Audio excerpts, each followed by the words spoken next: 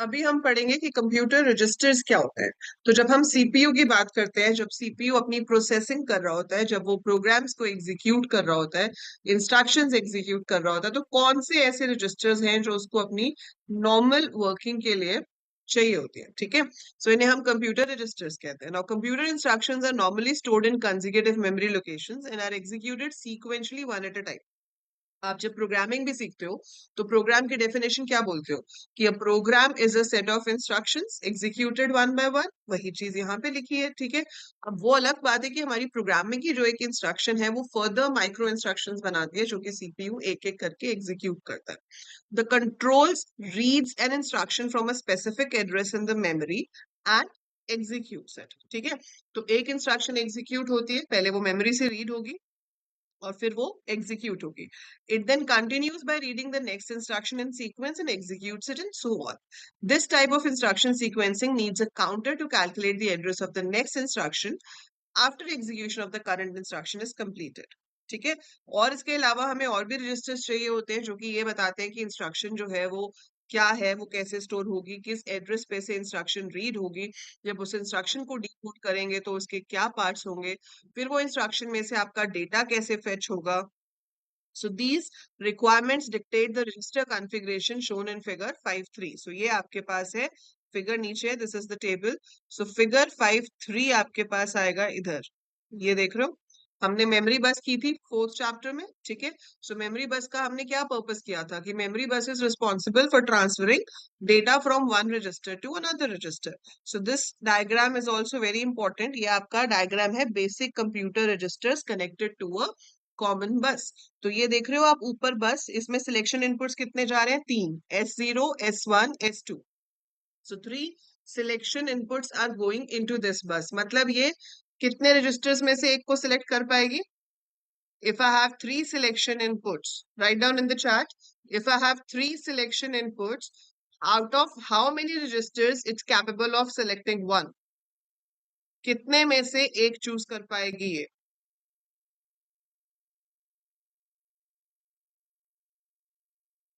बताओ।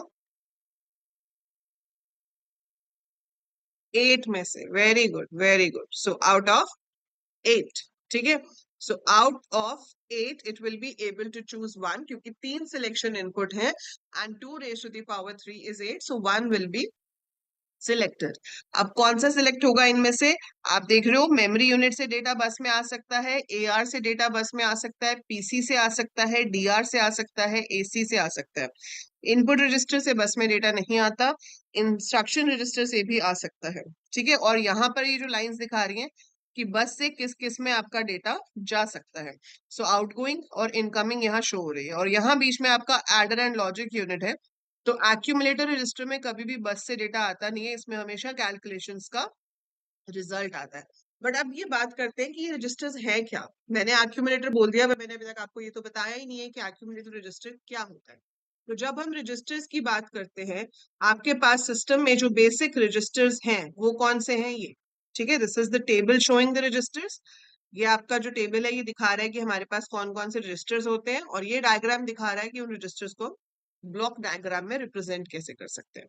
तो हमारे पास देखो कौन कौन से रजिस्टर होते हैं और समझो कि उनकी क्या जरूरत है।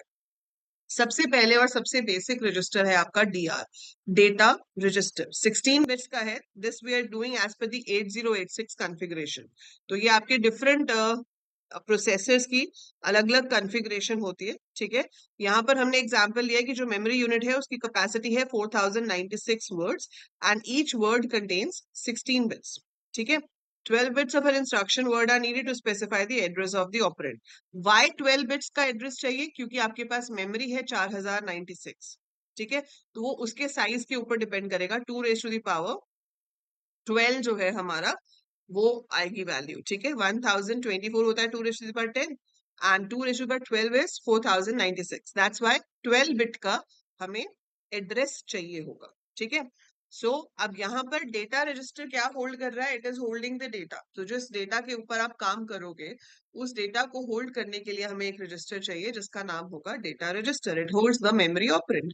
Then you have AR, address register. तो जो भी डेटा होता है या इंस्ट्रक्शंस होती हैं वो पहले रैम में पड़ी होती है। रैम से उन्हें रजिस्टर में लेके आया जाता है और फिर प्रोसेसर उसे यूज करता है, क्योंकि प्रोसेसर रजिस्टर से ही वैल्यू उठा सकता है, डायरेक्ट रैम या कैश से वैल्यू नहीं उठाता। तो आपकी जो भी वैल्यू है वो पहले रैम और कैश से पिक होगी, वो किसी सीपीयू रजिस्टर में आएगी और उसके बाद ही हम उसको प्रोसेस कर सकते हैं। सो डीआर में वो वैल्यू आएगी, लेकिन किस एड्रेस से वैल्यू लेकर आनी है, वो एड्रेस किस में होता है, एआर में। ठीक है। Then we have a register called accumulator. अब इससे पहले मैं एक्यूमुलेटर बताऊं, इसका साइज आप देख रहे हो 12 बिट्स का है, क्योंकि अभी हमने डिस्कस किया हमारी मेमोरी 4096 वर्ड्स की है। तो एक वर्ड को आइडेंटिफाई करने के लिए आपको 12 बिट्स की जरूरत पड़ेगी। That's why the address is of 12 bits. ठीक है। Accumulator is your processor register. जितनी इंटरमीडिएट कैलकुलेशंस होती हैं, जैसे अगर आपको a प्लस बी करना है, तो पहले जो a है वो ac में आएगा, फिर ये जो b है वो dr में आएगा, और फिर वो इसी में ऐड हो जाएगा और वापस रिजल्ट भी ac में ही स्टोर हो जाएगा। So your result is always stored, your intermediate result is always stored in accumulator register. जब फाइनल रिजल्ट हो जाता है तो हम उसको किसी दूसरे रजिस्टर में कॉपी कर देते हैं, बट इन बिटवीन जो भी कैलकुलेशंस हैं, जो भी रिजल्ट है, वो सब हमारा एसी के अंदर होता है, दैट इज एक्यूमुलेटर रजिस्टर के अंदर। ठीक है। IR is a register which holds the instruction, जहां पर आपकी इंस्ट्रक्शन स्टोर होगी, क्योंकि इंस्ट्रक्शन भी रैम में है। रैम से पहले वो किस में आएगी, आपके रजिस्टर में, फिर वो रजिस्टर में आने के बाद डीकोड होती है। वो आप अभी आगे पढ़ोगे कि जो इंस्ट्रक्शन है वो डीकोड कैसे होती है। तो जो इंस्ट्रक्शन है वो डीकोड होगी, और डिकोड होने के बाद जाकर आपकी इंस्ट्रक्शन जो है वो एग्जीक्यूट होती है।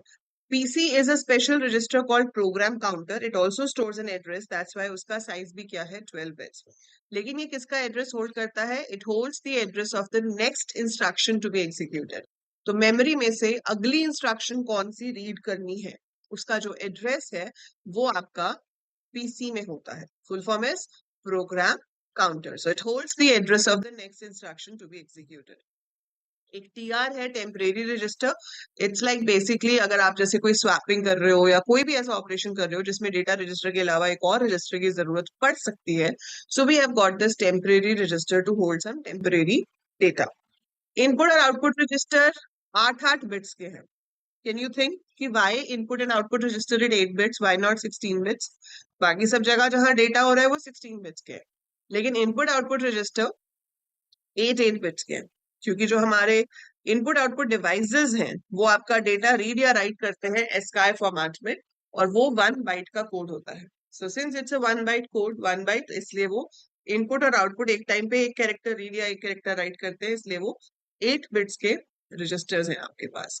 तो ये रजिस्टर्स हमारे जो हैं प्रोसेसर यूज करता है फॉर एग्जीक्यूटिंग अ प्रोग्राम। तो एक प्रोग्राम एग्जीक्यूट करने के लिए इन सब रजिस्टर्स की जरूरत पड़ती है, जो मैंने आपको बताया है वही यहाँ पैराग्राफ्स में लिखा हुआ है। ठीक है। और आपको अगर इस रजिस्टर को शो करना हो तो हम ऐसे शो कर सकते हैं, लाइक पीसी जो है वो 12 बिट्स का है, तो 0 से 11 हो गया। सिमिलर वे एआर 12 बिट्स का है, ये आपकी मेमोरी है 4096 वर्ड्स की, 16 bits per word. Then we have an instruction register of 16 bits, we have a temporary register, data register, accumulator and input output register है जो 8 बिट्स के हैं, मतलब एक एक बाइट के हैं। ठीक है। एंड कॉमन बस सिस्टम हमारा यहाँ पे शो हो रहा है, जिसकी हेल्प से हम ये देख रहे हैं कि किस तरह से इन रजिस्टर्स में से डेटा इधर जाएगा और फिर इधर आकर स्टोर हो सकता है।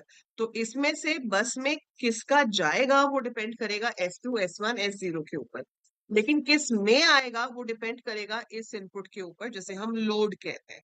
सो ये क्या है, लोड। ये क्या है, इंक्रीमेंट, और ये है क्लियर। इंक्रीमेंट मतलब we want to increase the value of the register. Clear का मतलब है कि आपको पूरा रजिस्टर जीरो करना है, all registers have to be zero. और आप ये देख रहे हो कि एआर जो है वो डायरेक्टली मेमोरी यूनिट के साथ कनेक्टेड है, क्योंकि एआर में एड्रेस होता है जहां से हमें एक्चुअल वैल्यू फेच करनी होती है, एंड मेमोरी पे रीड और राइट दो कंट्रोल सिग्नल्स हैं जो बताते हैं कि इस एड्रेस पे से हमें रीड करना है या इस एड्रेस पे हमें राइट करना है। ठीक है। So that is how we have this memory bus. सो ये मेमोरी बस आपको समझ में आनी चाहिए, ये बनाने के लिए एग्जाम में नहीं आती है, बट हाँ यू शुड नो कि ऐसी बस है and what is the function of this, but yes you have to remember all the CPU registers। आपको सब registers के बारे में पता होना चाहिए कि ये सारे registers का size क्या होता है और ये कितने कितने bits के हैं for a particular system where your memory is 4096 words, 16 bits per word। ठीक है। इसमें आपको ऐसा क्वेश्चन भी पूछ सकते हैं कि इसकी जगह अगर वर्ड ज्यादा है तो आपका एड्रेस कितने बिट्स का होगा। तो वो आपको 2 की पावर देखनी पड़ेगी और उसके बेसिस पे आप उसको कैलकुलेट कर सकते हो। ठीक है, so these are the CPU registers. इसके ऊपर ही बेस्ड आगे आपके सारे इंस्ट्रक्शन कोड्स चलेंगे, सारे इंस्ट्रक्शन साइकिल्स चलेंगे। तो ये आपको आगे के लिए याद रखना पड़ेगा।